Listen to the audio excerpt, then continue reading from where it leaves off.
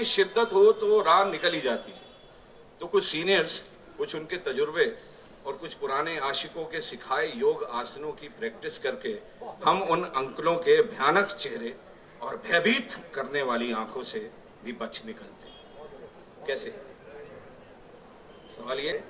और 3 बार मुट्ठी को खोलते बंद करते, खोलते बंद करते, खोलते बंद करते, एक लंबा सांस लेते और गर्दन को दाएं बाएं घुमाते, आंख बंद करके ईश्वर की तरफ ऊपर देखते और पीठ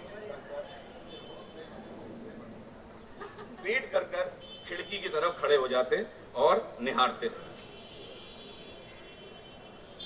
बहुत कम लोग जानते हैं कि पुरानी दिल्ली के मकरम भाई ईमानदार खालिस आशिकों की पीठ में भी 2 अल्लाह मियां आंखें दे देते हैं और उन 2 आंखों से कोई भी सच्चा आशिक पूरी दुनिया को साफ साफ देख सकता है। सुधीर भाई, खुद पर शक कराए बिना तो फिर ये खिड़की क्या भाई, है ना? तो इस पर वैसे यकीन उसे ही आएगा जो अपनी अपनी पुरानी दिल्ली का खालिस और ईमानदार आशिक रहा होगा। टू बी वेरी क्लियर, अब मामला सेट हो गया था, हम पर किसी को शक नहीं था। बस ऊपर वाले के आशीर्वाद से एक दिन वो खिड़की खुल गई और खुलते ही खिड़की, sir it's so magical, Ruchi it's so magical कि उनकी नजर हम पर ही पड़ी। ऐसा लगा कि उनकी नजर जो है ना हमारा हक है। बहुत लोग थे, भीड़ बहुत है पुराने दिल्ली में, पर हम पर ही पड़ी। कसम से भाई, थोड़ी देर के लिए एक दूसरे से जो नजरें मिली तो वक्त रुक गया, सांस रुक गया, दिल खुल गया और मुंह भी। और पीछे से पता नहीं कहां से आवाज आई, जयकारा शेरा वालिदा बोल, साचे दरबार की जय। फाइनल हो गया, हमारी तरफ से डन हो गया। मंगलवार को बूंदी का 5.25 का प्रसाद चढ़ा दिया, 11 गरीबों को खाना खिला दिया। चाचा और ताऊ का झगड़ा चल रहा था, उन्हें भी गले मिलवा दिया। माँ की जय, पकौड़ी 6 हो गई, मोहब्बत, I love you and thank you, अल्लाहू अकबर, माय नेम इज एंथनी गुलसागी, वाहिगुरु जी का खालसा, वाहिगुरु जी की फतेह। Ladies and gentleman, I am in love. Gauri Shankar Mandir, Jama Masjid, central baptist church, Fatehpuri church, सबको घेर लिया और दिल से बोल दिया। अब तय कर लिया, अब आशिक बन गए तो कुछ तय करना जरूरी था। तो तय कर लिया उसी दिन की जिंदगी में आज से ये सब करना है और आज से ये सब नहीं करना है। तो सबसे पहले छिछोरे दोस्त जितने थे वो सब शहीद हो गए, उन सबको लिस्ट से बाहर कर दिया और बादाम पिस्ता चालू कर दिया। दादी कहती थी कि चेहरे पर नूर आता है भैया खाने से, और नूर की बहुत जरूरत होती है इम्प्रेस करने के लिए। अब लाइफ में फुल स्टाइल चाहिए था। ओनली विमल, ये ओनली विमल की पैंट सबसे पहले उतारी। ये ओनली विमल की पैंट से एक नुकसान बहुत होता था, मैं और मेरे चाचा जो मुझसे कुछ 14-15 साल बड़े थे, हम दोनों साथ जाते थे, लोग कहते थे कि आप दोनों भाई हैं। तो भैया किया क्या कि अब से जीन्स पहनी जाएगी, इसका निर्णय ले लिया, वो भी स्किन टाइट। पढ़ाई लिखाई में भी थोड़ा सा टाइम दिया जाएगा, 72% का टारगेट बना लिया। क्योंकि उनके भाई जो है ना, वो खिड़की में जो रहती हैं, उनके जो भाई हैं उनके 70% आए थे। अब भाई सारी जिंदगी रिश्तेदारी निभानी थी सुधीर भाई, तो 2% ज्यादा तो हक है रखना। तो सबसे इंपॉर्टेंट काम जो था इन सबके साथ वो था निहारना और निहारते रहना। इसे सलीके से किया जाएगा और ढेर सारा किया जाएगा, उसमें कोई कमी नहीं होगी। आफ्टर ऑल जीवन तो निहारने में ही है आशिक का। सब ताड़ते रहते ना, अभी भी ताड़ना मत बोलो, निहारना बोलो, बस इतना ही फर्क है। जब प्यार होता है तो हम निहारते हैं। तो निहारते निहारते सब सपने देख लिए, अंदर ही अंदर शादी भी कर ली, लव मैरिज की, लव मैरिज दे दी दोस्तों को पार्टी, अंदर ही अंदर नाच लिए, गा लिए, सज लिए, सीपी भी चले गए। सीपी म्हणजे कनॉट प्लेस, सीपी भी चले गए। बहुत सी चिट्ठियां लिखी, भेजी नहीं। अच्छा, हमारे टाइम में मैं ज्यादा बड़ा नहीं हूँ, पर मेल्स नहीं थी तो चिट्ठियां लिखनी पड़ती थी। मैं क्लियर कर दूं, ज्यादा बड़ा नहीं। बहुत सी चिट्ठियां लिखी, भेजी नहीं। बहुत से तोहफे लिए पर दिए नहीं। मैडम खिड़की पर रहती और हम खिड़की के ठीक सामने खंबे के साथ लगकर पोज बनाकर खड़े रहते। और सच कहूं, किसी भी अंकल के चांटे या डांट का डर अपने आप ही खत्म हो गया था। बस निहारते रहते, निहारते रहते। पर एक बात थी, किसी और ने अगर नजर उठाई खिड़की की तरफ तो भिड़ जाते, बलवा हो जाता, दंगे फसाद हो जाते, छुरियां चल जाती भाई। साइकिल से मोटरसाइकिल ले ली, बोल दिया पापा को मर जाऊंगा अगर हीरो होंडा नहीं दिलवाई तो। पापा बेचारे सबके डर जाते हैं, वो भी डर गए। मुझे दिलवा तो दी पर दिलवाई एंड सुजुकी। अब 16 से 18 की उम्र नैन मटकों में और मोटरसाइकिल की रेस देने में ही कट गए। खिड़की खुली सामने आ गई, खिड़की खुली सामने आ गई, और इस तरीके से वो लड़की आती जाती। हाँ, 16 से 18 की उम्र नैन मटकों में और मोटरसाइकिल की रेस देने में ही कट गई। इन 2 सालों में मैडम भी थोड़ी सी बड़ी हो गई। मकरंद भाई बच्चा थोड़ी सी बड़ी हुई थी, ज्यादा बड़ी नहीं हुई पर थोड़ी सी बड़ी हुई थी, ज्यादा नहीं। अब उन्हें घर से बाहर जो है गोलगप्पे खाने की इजाजत मिल चुकी थी। रूपा सिंह गोलगप्पे वाला खानदानी सेटिंगबाज था। सुना था कि रूपा के खूमचे पर गोलगप्पे खाते खाते बहुत लोगों की मोहब्बत को अंजाम मिला था। खूमचा म्हणजे बाकड़ा मैं लिख के लाया था ना।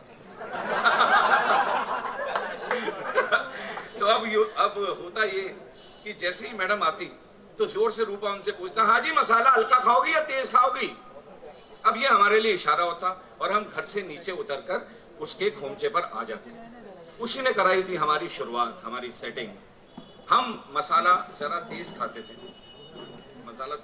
थे और मैडम जरा हल्का। पर आशिकी गुरु जो ना कराए वो कम है। मैडम ने हमारे चक्कर में मसाला तेज खाना शुरू कर दिया और हमने उनके चक्कर में सौंठ, सॉरी पीयूष भाई अगेन लिखा हुआ है सौंठ मचे मीठी चट्टी। वरना लेडीज एंड जेंटलमैन पुरानी दिल्ली के जो मर्द होते हैं ना, वो सौंठ नहीं खाते, डायरेक्ट तेज मसाला वाला पानी गोलगप्पे में भरवाते हैं और नीटी गड़क जाते हैं। आज भी मैं बचपन में मैं गोलगप्पे खाने गया तो मैंने बोला मैंने थोड़ी सौंठ डाल दो। लौंडिया इमली होती है सौंठ में। रूपा गोलगप्पे वाला मैडम से पैसे नहीं लेता था, हम देते थे बाहर, वीकली हिसाब चलता। कसम से मैडम को गोलगप्पे पानी और सौंठ में भर भर के खाते हुए देखकर जो आनंद मिलता था वो बहुत कम ही मिला है। वही रूपा गोलगप्पे वाले के पास थोड़ी सी बातें हुई थी। हम थोड़ा हिम्मत करके हेलो बोलते, अगर स्माइल आती तो हम थैंक यू बोल देते, और नहीं आती तो हम सॉरी बोल देते। थोड़े से इशारों में प्यार का आदान प्रदान वहीं खड़े खड़े हो जाता। अब हमारे इमोशंस तो बोलते थे पर जुबान अब भी म्यूट ही रहती, रहा नहीं जाता था। रास्ते पे अगर नजर मिलती, उधर से रिक्शे पे वो आ रही है, इधर से रिक्शे पे हम जा रहे हैं या हम बाइक पे जा रहे हैं, नजर मिलती हल्का सा इशारा होता और एक हफ्ता कट जाता। बहुत से सिक्के जो हैं फोन के डब्बों में डाल दिए। अच्छा आई एम 1971 बॉर्न, और सचमुच बहुत से सिक्के जो है ना फोन के डब्बों में डाल देते। अब वहां से मैडम हेलो करती, उनके घर की तरफ से जब फोन उठाती वो वहां से मैडम हेलो करती, राम जाने वो होती, उनकी मम्मी होती, उनकी चाची होती, उनकी मौसी होती, उनकी बहन होती, पर उधर से हेलो में हमें मैडम की आवाज ही सुनाई देती और हेलो सुनते ही सर महीना कट जाता है। अब बचपन का एक ही सपना पूरा करना था, बड़े होकर मैडम के साथ गोलचा हॉल दरियागंज में फिल्म देखने जाने का सपना। गोलचा में साथ साथ आशिकों के फिल्म देखने जाने की भी पुरानी दिल्ली की एक पुरानी परंपरा रही है। जो भी कंफ्यूजन होता है ना आशिकी में, वो गोलचा के लाल लाल मुलायम मुलायम कालीन पर चलते ही क्लियर हो जाता है। आशिकी को मजबूती देने में सर गोलचा का भी बहुत बड़ा हाथ रहा है। गोलचा की दीवार जो है वहाँ छोटे छोटे शीशों के टुकड़ों से बनी दीवार है और उसमें अपने आप को हर जोड़ा सलीम और अनहरकली समझता था और उनके बाप अपने आप को जिले चबानी यानी कि पृथ्वीराज कपूर, सलीम तुम्हें मरने नहीं देगा अनहरकली और हम तुम्हें जीने नहीं देंगे। अब लेडीज एंड जेंटलमैन हमारे लिए अकबर जो है वो पृथ्वीराज कपूर ही थे। अब लेडीज एंड जेंटलमैन हमारी छोटी बहन बन गई मैडम की बेस्ट फ्रेंड। एक्चुअली हाथ पांव जोड़कर राखी में चाइना सिल्क का सूट, उन दिनों चाइना सिल्क के कपड़ा चला था, बड़े बड़े प्योर सिल्क को फेल कर दिया था उसने, तो चाइना सिल्क का सूट पीस देने का वादा करके बनवाया था मैडम का बेस्ट फ्रेंड अपनी बहन को हमने, और हमारी बहन ने भी जान लगा दी सर। चाइना सिल्क के सूट के लिए 1 हफ्ते में ही पूरे परिवार में उनके ऐसा विश्वास जीता, ऐसा विश्वास बनाया कि उन्हें गोलचा तक ले आई फिल्म दिखाने। अब वो दिन आया ऋचा, तो गोलचा में मैडम, हमारी बहन और हम अलग अलग से घुसे। आंखों की शर्म तो करनी पड़ती है, कोई भी किस्म किस्म के अंकल घूमते रहते थे। गोलचा सिनेमा हॉल की बालकनी के एंट्री गेट के बाहर रास्ता थोड़ा तंग था, ठीक है, तो ऑटोमेटिकली सिनेमा हॉल के अंधेरे के डर के मारे आप अपने साथ वाले का हाथ पकड़ ही लेते, तो ऑटोमेटिकली हमने भी एक दूसरे का हाथ थाम लिया। बेचा वो जब सिनेमा हॉल के अंदर घुसते हैं ना, वहाँ थोड़ा सा अंधेरा होता है, तो अंधेरे में अक्सर जो है ना, हम एक दूसरे का हाथ पकड़ लेते हैं, ठीक है, तो पर मैंने थाम लिया, इसमें थाम लिया, इतना ध्यान नहीं दिया, मैंने थाम लिया, तो ऑटोमेटिकली हमने भी एक दूसरे का हाथ थाम लिया। अच्छा, ये भी लिख के लाया था मैं। अब टॉर्च वाले ने बैल्कनी की आखिरी रो की 3 सीटों पर टॉर्च मारी, 1 2 3, और हम वहां जाकर तीनों बैठ गए। अब हम सीट पे बैठ गए थे, अब हम हाथ छोड़ सकते थे, पर हमने नहीं छोड़ा। फिल्म शुरू हुई और हमने उनकी चीची उंगली को थोड़ा सा दबाया। मैडम ने हमारा हाथ कस के जकड़ लिया और ये सिलसिला काफी देर तक चलता रहा। हम चीची उंगली दबाते रहते, वो कस के हाथ जकड़ लेती, हम चीची उंगली दबाते, वो कस के हाथ जकड़ लेते, और हमारी बहन जो है वो चुपचाप फिल्म देखती रही, हम मैडम को देखते रहे, और मैडम बीच बीच में हमको थोड़ा और थोड़ी फिल्म। तो लेडीज जेंटलमैन, फिर हुआ इंटरवल। हम बाहर आए तो मैडम गुलाबी हो रखी थी और हम फ्यूजी कलर, ये हमारी बहन ने बहुत सालों बाद भी हमें बताया और अब तक मजाक उड़ाते हैं। खैर, हमने मैडम से पूछा कि अभी क्या खाओगी, तो बोली आइसक्रीम। हमने कहा नहीं नहीं, इतनी सर्दी है, समोसे खा लो, गर्मा गर्म है। उसने कहा no ice cream, I love ice cream, I love ice cream, I love ice cream, I love ice cream. तो हमने कहा अरे शदाई ना बन यार, सर्दियों में कोई आइसक्रीम खाता है, टॉन्सिल हो जाते हैं, टॉन्सिल ये बड़े बड़े, और गला दर्द करता है अलग से, पूरी रात खांसी के मारे नींद भी नहीं आती है। मैडम ने हमारी बहन से धीरे से पूछा what does it mean like शदाई, राइट? हमारी बहन ने बोला इट्स जस्ट एन एक्सप्रेशन यार, like are you mental, have you lost your mind, शदाई मतलब बावली। एंड फाइनली हमें गर्व हुआ कि हमारी बहन ने करेक्ट ट्रांसलेट कर दिया। अब मैडम जो है बहुत ही नरम गुस्से में हमारी तरफ मुड़ी और बोली कैसे बात करते हो आप? हमने कहा क्या हुआ, कैसे बात करते हैं? ठीक ही तो बोला है, जो झेला है वही तो बोल रहे हैं। मैंने खुद खाई थी पिछली सर्दियों में आइसक्रीम, पूरे खानदान की नींद आराम कर दी थी, खांस खांस के, और गला दर्द हुआ था अलग। इधर वो थोड़े गर्म गुस्से में बोली और बोली I mean what is this बावली एंड ऑल यार। मैंने अब सुन सकता था थोड़ा सा, कोई जवाब नहीं था क्योंकि उनका सुर भी थोड़ा बदला हुआ था। I repeat, what is this बावली एंड ऑल यार। थोड़ा सा मैं झिझका, पर फिर मैंने पूरे विश्वास के साथ खुद को संभाला और बोला कि गला खराब हो तो जाता ही है ना, नहीं होता पीयूष भाई? आइसक्रीम खाने से होता नहीं है गला खराब, तो सर्दियों में आइसक्रीम खाने से गला खराब हो जाता है। बस हम ईमानदार थे और हमें समझ आ गया था कि हमने सही राय दी है। और रही बात बावली यानी शदाई की, तो हमने 1000 दफा सुना होगा शदाई यानी बावला अपने माँ बाप के मुंह से। हमारी बहन ने भी सुना होगा शदाइन यानी बावली, पर इसका मतलब थोड़े ना हम अपने माँ बाप की गिरबान पकड़ लें और सुर बदल के बोले क्यों भाई पापा व्हाट इज दिस बावला एंड ऑल। अब प्यार में बावला बावली तो निकल ही जाता है ना यार, इसमें क्या प्रॉब्लम भी। पर वो खामोशी जो थी उस समय, उसे मैं आज तक भूल नहीं पाया, मैं कभी नहीं भूल पाया। उधर से क्रोध भरी खामोशी थी, इधर से दिल टूटने से पहले वाली खामोशी थी, और हमारी बहन की हमारे लिए बेचारी खामोशी थी, क्योंकि 2 साल की गवाह सिर्फ वही रही थी। उन्होंने तुनक से उस खामोशी को तोड़ा और बोली मैं जा रही हूं। हमें कुछ नहीं सूझा, हमने भी कहा ठीक है जाओ। उसने झटका मारा, किया, सीढ़ियां उतरी, गोलचा के लाल लाल मुलायम मुलायम कालीन से होती हुई बाहर निकल गई। बाहर पहुंची, मेन रोड पर कूचा डरवा रिक्शे वाले को बोला, रिक्शे पर बैठी और सर्दियों की धूप में कुछ ही देर में वो गई गई गई गई गई और गायब हो गई। बिना पैसे तय के रिक्शा पर बैठी थी, पता नहीं कितने पैसे ले लिए होंगे रिक्शे वाले ने। पुरानी दिल्ली के रिक्शे वाले जो हैं ऐसे ही हैं, उनका बाप भी अगर बिना तय किए बैठ जाए ना रिक्शे पे तो औने पौने रेट मांग लेते हैं भाई। यहाँ से फतेहपुरी के 10 रुपए लगेंगे, आज भी बोल देते हैं 150 दे दो भैया। खैर खत्रियों की लड़की थी, क्या फर्क पड़ता है। फर्क तो सुधीर भाई हम रिफ्यूजियों के बेटों को ही हमेशा से। क्या कर जब बाहर निकले तो आज बॉम्बे में मुकेश छावड़ा के इस फेस्टिवल में ये कहानी मैं सुना रहा हूँ दूसरी मरतबा। काम सब अच्छा है, जिंदगी भी बहुत अच्छी है, प्रोसेस भी बहुत अच्छी है। अच्छा फिल्म का अवार्ड भी मिल गया गलती से, आईफा भी मिल गया सुधीर भाई, और मेरे को तो स्क्रीन अवार्ड भी मिलते मिलते रह गया।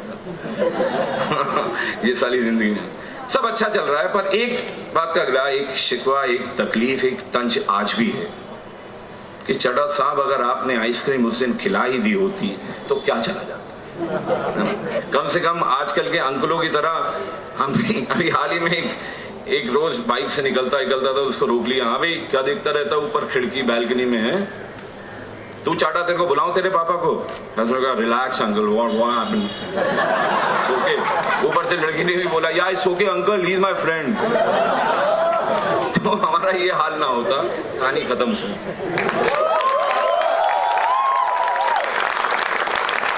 Start so I kindly request all of you कि आप अंदर जाएं एंड एंजॉय करें हमारे प्ले को। बहुत बहुत शुक्रिया, थैंक यू। अभी 10 मिनट है तो जरा ढोल बाजा शुरू कर दीजिए भैया जी। ढोल वाले जरा फ्री रहिए, जो करना है कीजिए, एंजॉय कीजिए।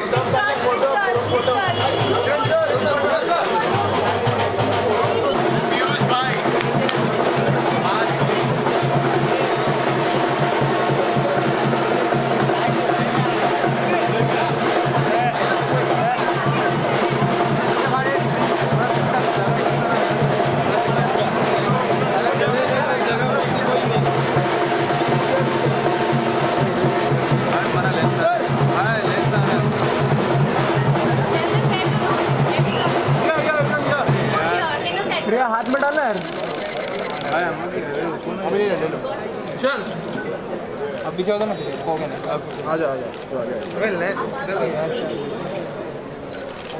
चलो क्या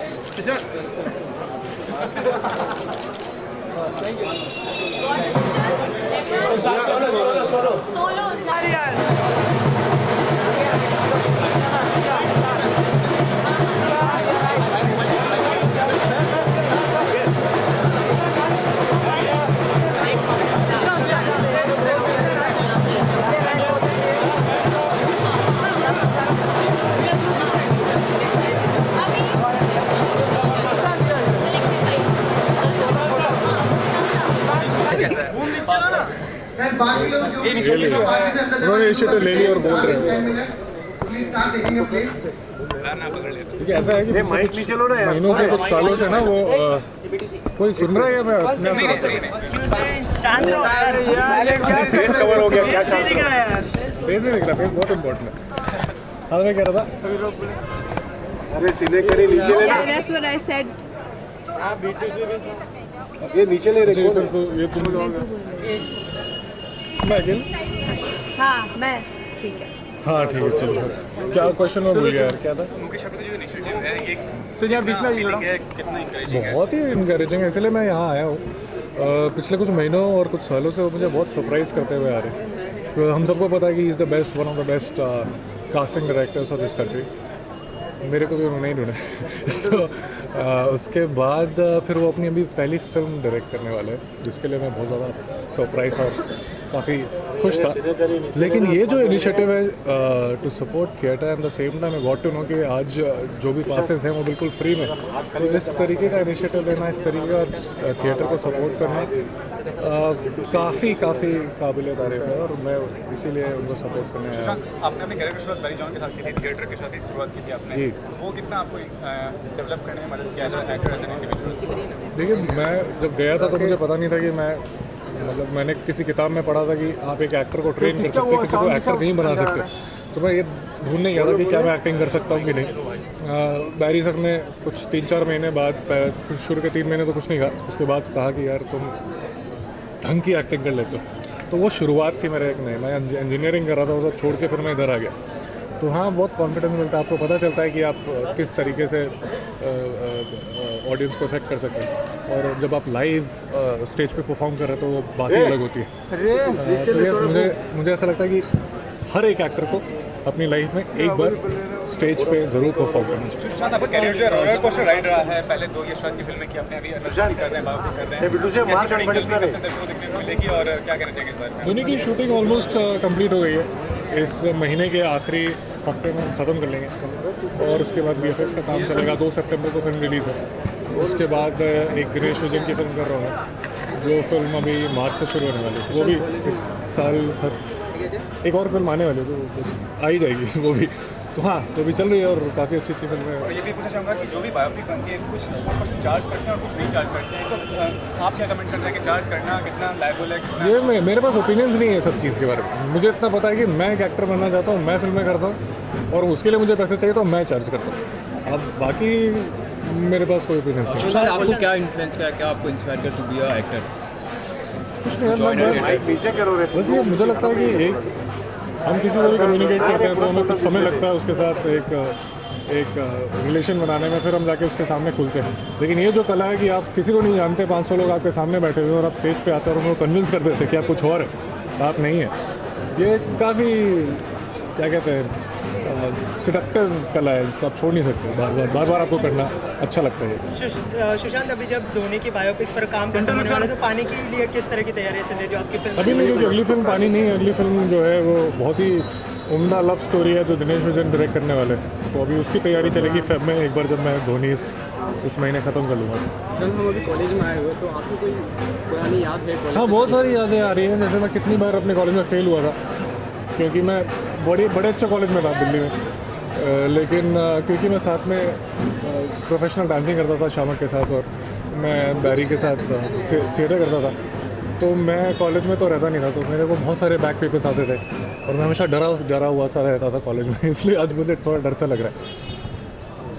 thank you so much. Encouraging है न्यू आर्टिस्ट के लिए? अच्छा है, क्योंकि हम सब ने एक थिएटर से ही ऑलमोस्ट शुरू किया था और कोशिश करते हैं कि किसी भी तरह से कंट्रीब्यूट कर सके तो करें। और मुकेश को भी मैं पहली बार एक प्ले में ही मिली थी, तो मुझे अच्छा लग रहा है कि उसने थिएटर के लिए कुछ किया। और हमारे थिएटर के बहुत बड़े बड़े एक्टर्स अभी यहाँ हैं, पीयूष भाई हैं, मन्नू हैं, सुधीर सर हैं जिनका NSD से काफ़ी अच्छा ताल्लुकात, और NSD के डायरेक्टर खुद यहाँ मौजूद हैं। तो आई फीलिंग हैप्पी कि कोई थिएटर के लिए भी ये करा है, क्योंकि काफ़ी सारी थिएटर फिल्मों को बहुत सारे एक्टर गिफ्ट कर देते हैं तो थिएटर के लिए कुछ हो रहा है, इट्स नाइस। आपका नेकलेस काफ़ी अच्छा लग रहा था, उसके बारे में कुछ बताइए। जो देवी ये मुझे किसी ने नीचे लो यार, दिखने दो ना। एक काम करो, तुम ही बोलो। नीचे लो ना बराबर। ये जो नेकलेस, ये पेंडेंट मुझे किसी एक फ़ैन ने दिया था मसान देखने के बाद, क्योंकि उसमें मेरे किरदार का नाम देवी था। और अगर थिएटर की बात करें तो आप हमेशा से थिएटर से जुड़े रहे हो, तो ये कितना बड़ा प्लेटफॉर्म होता है एक एक्टर के लिए अगर थिएटर से अगर वो शुरुआत करते हैं? आई थिंक प्लेटफॉर्म से ज़्यादा जब हम लोगों ने थिएटर में कदम रखा था तो हम यही सोचते थे कि हम कितना सीख सकते हैं। एंड एज यंग एक्टर्स इस शहर में बहुत सारी अपॉर्चुनिटी है थिएटर की। एक थेस्को फेस्टिवल है, वो नेशनल होता है या नहीं मुझे मालूम नहीं, पर मैंने काफ़ी कुछ थिएटर की वर्कशॉप से ही सीखा। मैं कभी NSD या FTII नहीं गई, तो मुझे ये था हमेशा कि मैं कुछ अच्छा सीखूं, इसलिए थिएटर का मेरी ज़िंदगी में बहुत बड़ा योगदान रहा है।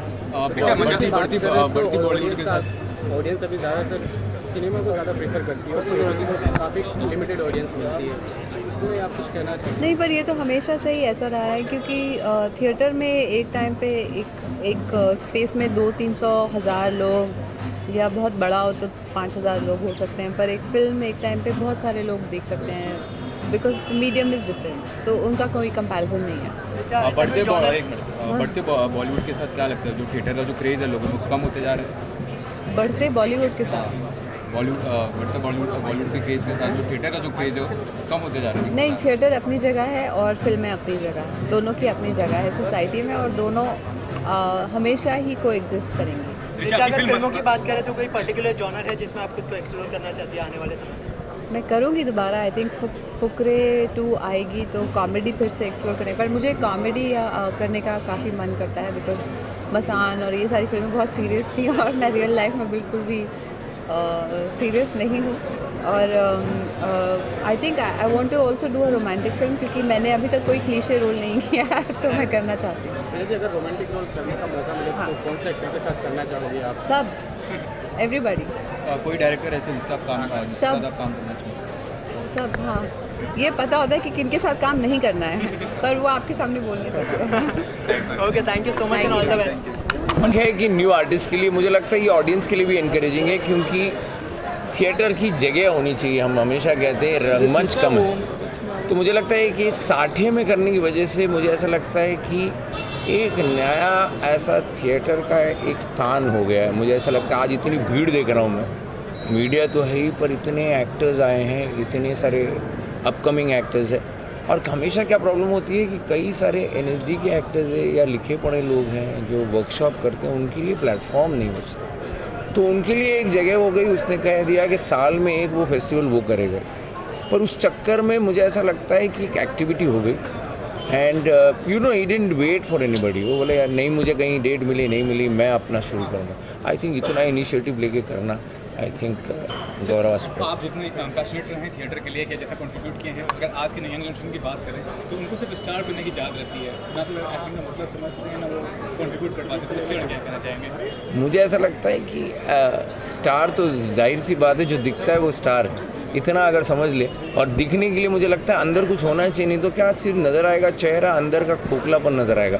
तो थिएटर में कहता हूँ कोई भी किस्म का है, एक हम जैसे कहते हैं कि जिम जाके बॉडी वॉडी बनाते हैं, नहीं तो एक्टिंग के पहले मुझे ऐसा लगता है कि उसका गला साफ हो जाना चाहिए, बात ठीक से करनी चाहिए, जो भाव है वो चेहरे पर आने या आपके जेस्चर्स में आने के लिए थोड़ी रिहर्सल करना ज़रूरी है।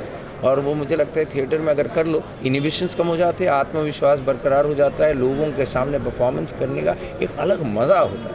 मुझे लगता है कैमरा में फिर ऐसा फील आ जाएगा कि आप समझ दुनिया आपको देख रही है और आप अपना टैलेंट लोगों के सामने परोस रहे हैं। कितना ऑर्गेनाइज है आज के दौर में थिएटर वर्ल्ड? मुंबई की अगर बात करूँ तो कितना ऑर्गेनाइज है? ऑर्गेनाइज है या नहीं है मुझे नहीं पता, पर इतना है कि ऑडियंस है।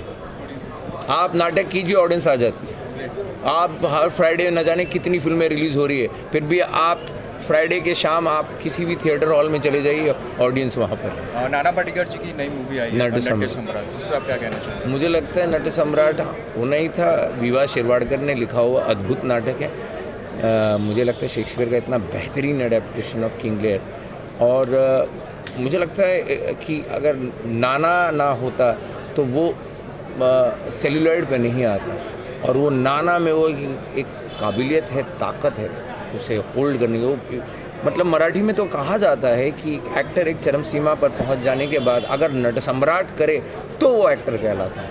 तो मेरे ख्याल से नाना ने वो किरदार कर लिया। सर, जो नए फिल्म मेकर्स हैं जो फिल्म मेकर बनने की चाह रखते हैं, उनके लिए कोई मैसेज देना चाहूँगा कि सर सेंटर सामने देखिए सर। नए फिल्म मेकर्स ने मुझे ऐसा लगता है कि स्क्रिप्ट जितनी समझते हैं उतने एक्टर्स को भी समझ लेना चाहिए, क्योंकि स्क्रिप्ट जो लिखेगा उसका अर्थपूर्ण लोगों तक अगर पहुंचाना हो तो वो एक्टर ही ज़रिया है। आपका सिनेमा टूल है, लेकिन एक्टर को समझना बहुत ज़रूरी है।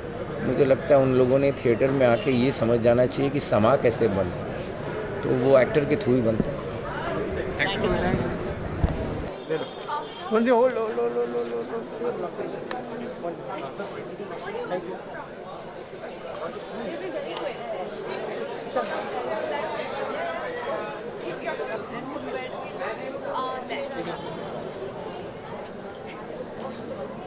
Okay, if there's like one food item that you would eat for the rest of your life, what would that be? I think nothing. And your Coke? Take photo. Thank you so much. तीनों के साथ एक photo.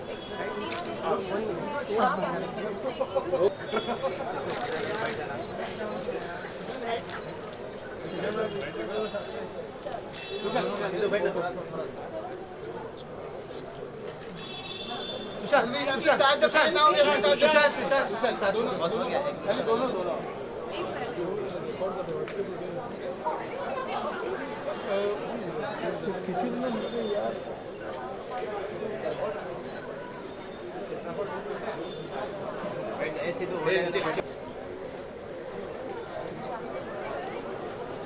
सब इनमें ले भाई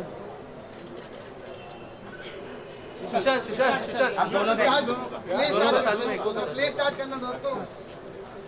Guys, starting in 5 minutes. Sorry, just finishing there. So please settle down. Sudhir भाई किधर हैं? सुधीर भाई.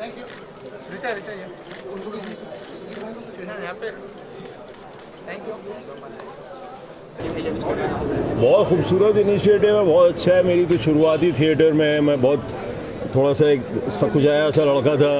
दिल्ली में 20 साल का था जब मैं बादल सरकार के नाम के एक आदमी से मिला. बहुत बड़े नाटककार थे, पता नहीं आजकल लोगों को याद है कि नहीं, हमारे लिए बहुत महत्वपूर्ण थे.